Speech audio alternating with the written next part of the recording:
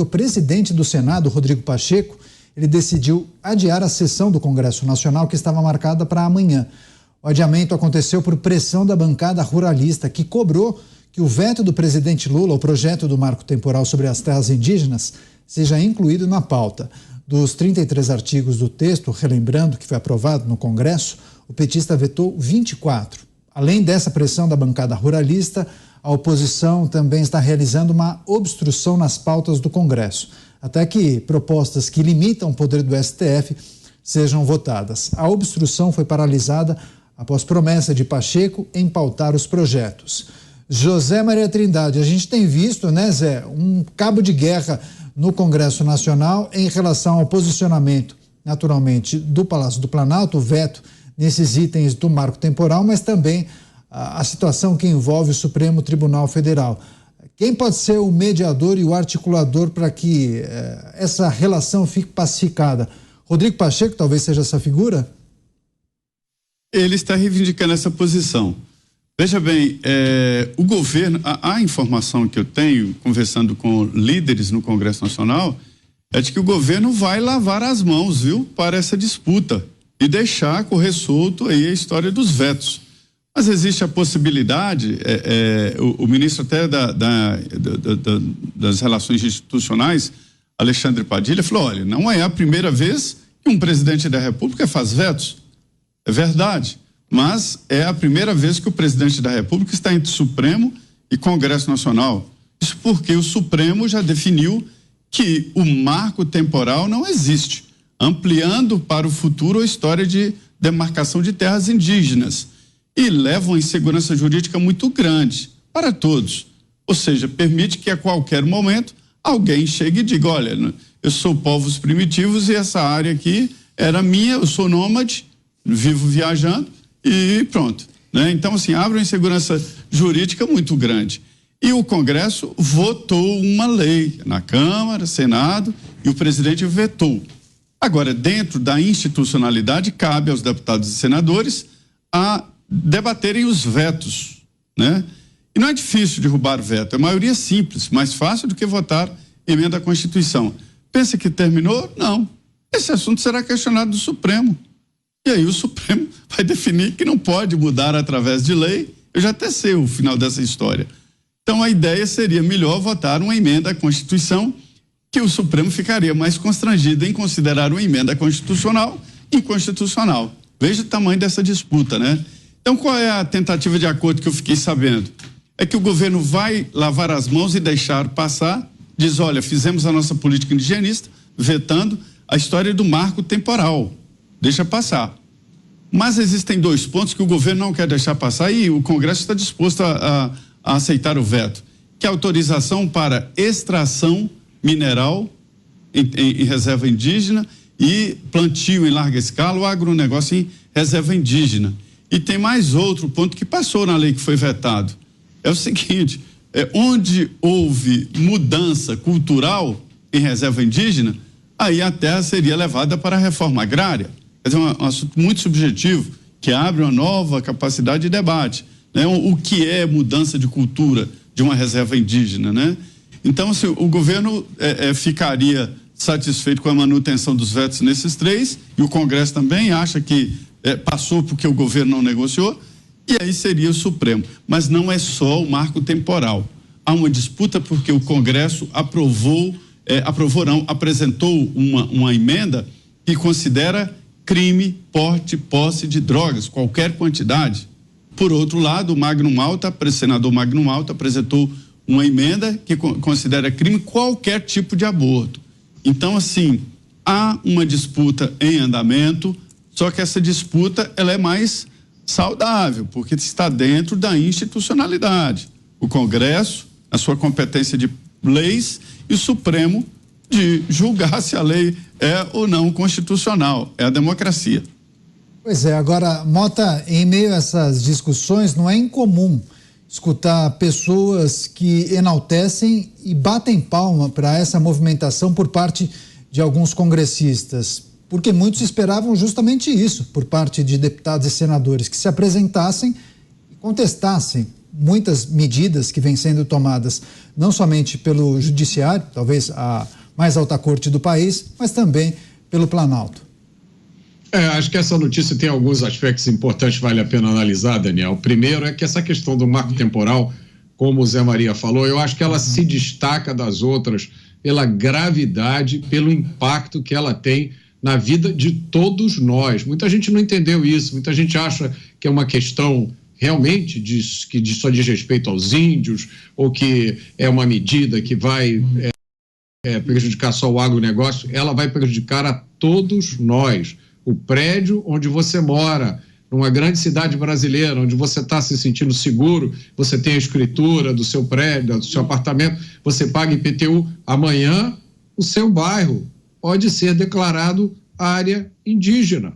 E alguém pode apresentar lá uma justificativa, o Ministério Público pode entrar com um processo e você, no mínimo, vai perder muitas noites de sono e muito dinheiro com advogado para garantir que aquilo que é seu continue a ser seu. Então, essa é uma coisa muito grave. Eu acho que a sociedade brasileira não acordou para isso.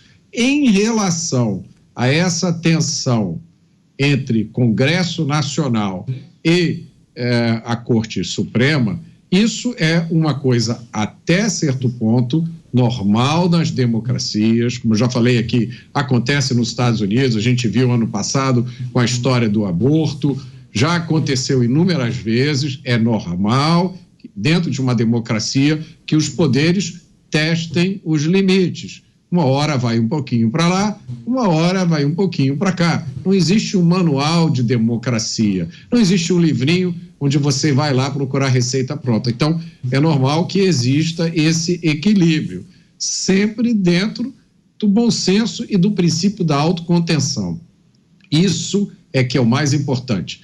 Não há substituto para o princípio da autocontenção. Se nós queremos viver numa democracia, se nós queremos viver numa república, em determinado momento, os poderes, isso se aplica a todos os três poderes, eles têm que chegar um ponto e parar e dizer, daqui eu não passo, porque daqui eu estou extrapolando o poder. E aí eu vou dar de novo um exemplo que eu já dei aqui. Imaginem vocês que amanhã o Congresso Nacional resolve chamar para si todos os processos judiciais que estão parados em todos os tribunais do país.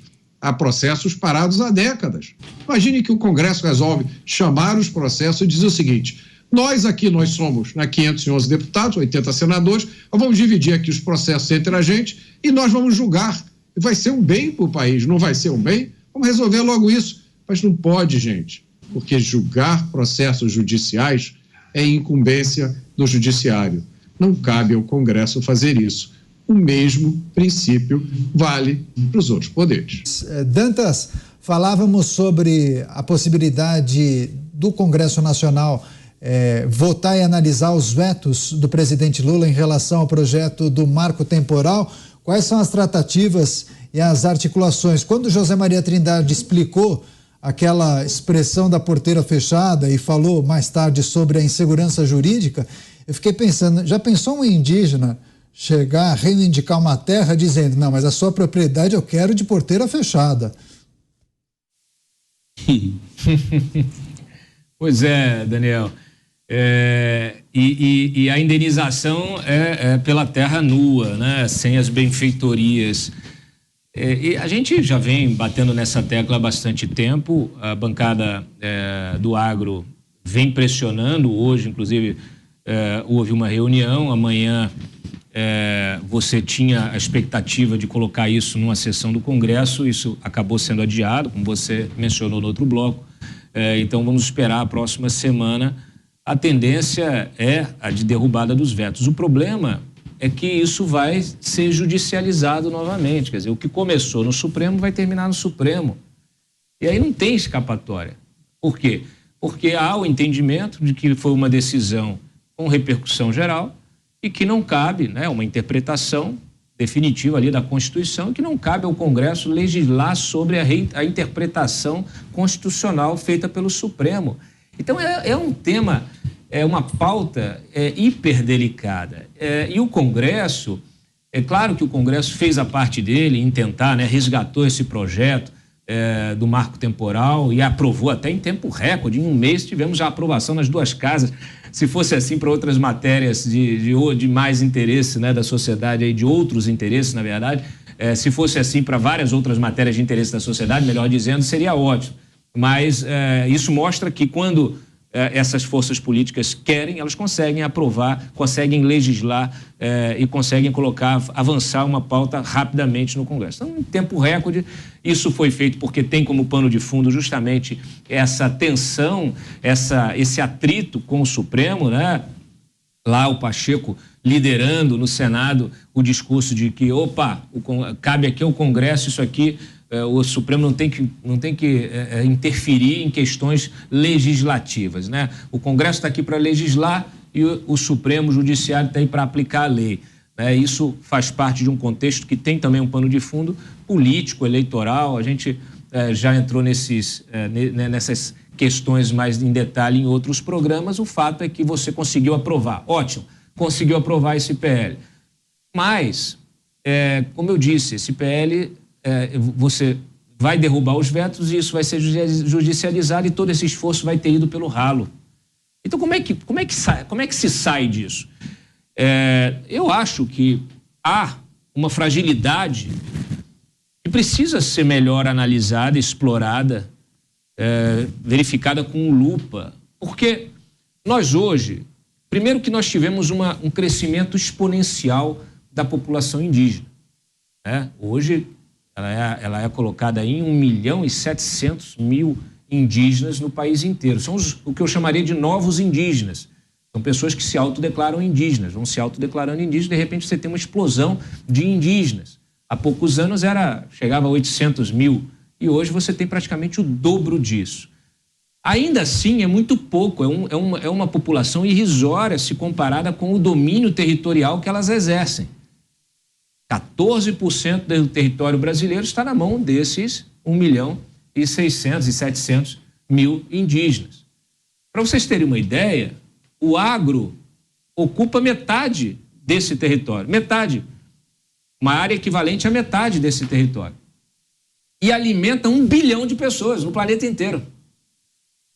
Então, eu acho que o que precisa ser discutido é o seguinte, essa proteção, a política de proteção a uma minoria, se ela não está sendo utilizada como instrumento político de outros interesses que não são declarados. É preciso que os congressistas comecem a se questionar, comecem a pedir os processos e revisar os processos, por exemplo, de autodeclaração dessas comunidades, né, dessas etnias. O que está identificado realmente, como é que elas estão sendo identificadas do ponto de vista formal, legal. Muitas vezes são pessoas com nome civil, José da Silva, e que de repente coloca ali, passa a se autodeclarar Macuxi, José Macuxi. Então, assim, tudo bem isso na urna, né? Quer dizer, tudo bem, é uma discussão mais ampla, mas é preciso que se revise esses procedimentos, é preciso que se reanalise, por exemplo, os laudos antropológicos que determinaram a demarcação de diversas dessas terras indígenas. Está em processo, neste momento, a demarcação de uma terra indígena que envolve 60 famílias.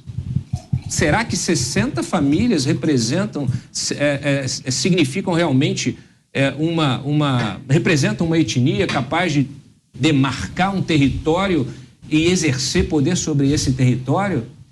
O tamanho disso, quer dizer, são questões que devem ser debatidas e que estão passando ao largo dessa discussão. A discussão mais fácil, ela já foi feita e ela vai ser derrubada no Supremo. Então a gente precisa, mais uma vez, de parlamentares que tenham esforço, que resolvam arregaçar as mangas, pedir essas documentações, coloquem equipe técnica para reavaliar, para analisar se tudo está dentro da lei, porque tem muito interesse envolvido. Só para terminar, basta olhar que essas demarcações, normalmente, elas envolvem áreas de interesses estratégicos, seja na mineração, seja no agronegócio, seja na expansão imobiliária, seja em questões de passagem de linhões de energia, de ferrovia. áreas de fronteira são sempre territórios que têm algum interesse estratégico. Será coincidência? Então, eu acho que é preciso realmente ampliar o debate e, de uma forma absolutamente republicana, usar as ferramentas parlamentares disponíveis para puxar esses dossiês e reavaliar, e aí sim a gente poder ter um debate qualificado e entender o alcance dessas políticas, da aplicação dessas políticas nos últimos anos, como a gente tem feito, inclusive, com a questão do MST.